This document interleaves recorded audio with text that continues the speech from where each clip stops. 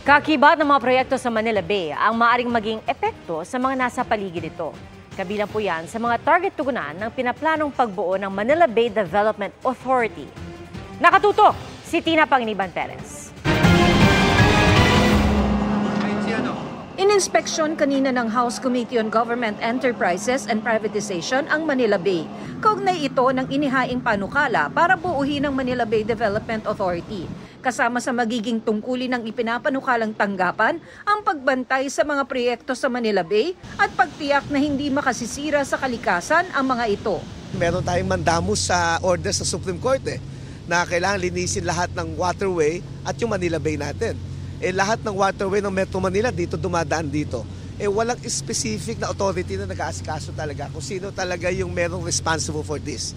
Ayon kay Olivares, mahigit 140 ang mga lokal na pamahalaang nakapaligid sa Manila Bay. Kanya-kanyang proyekto raw ang mga ito. Sa ipinapanukalang Manila Bay Development Authority, magkakaroon ng master plan para sa Manila Bay. Kasama sa mga kinukonsiderang kapangyarihan ng tanggapan ang magkansela ng proyekto at maglipat sa mga informal settlers na nasa Manila Bay. Suportado naman ng ilang miyembro ng komite ang panukala. We are from the coastal areas po ng Pampanga and kami po talaga yung nababaha at naapektuhan every rainy season.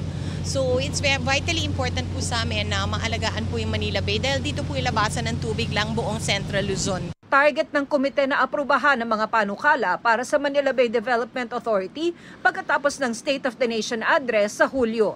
Naniniwala rin si Olivares na dapat manatili ang Dolomite Beach sa Rojas Boulevard. Maganda naman siya. Yung mga turista natin nagpupunta doon. Yung ating mga local tourists nagpupunta doon. Oo, kaya i-maintain, kept natin. Well kept. Para sa GMA Integrated News, Tina Panginiban Perez, nakatutok 24 oras.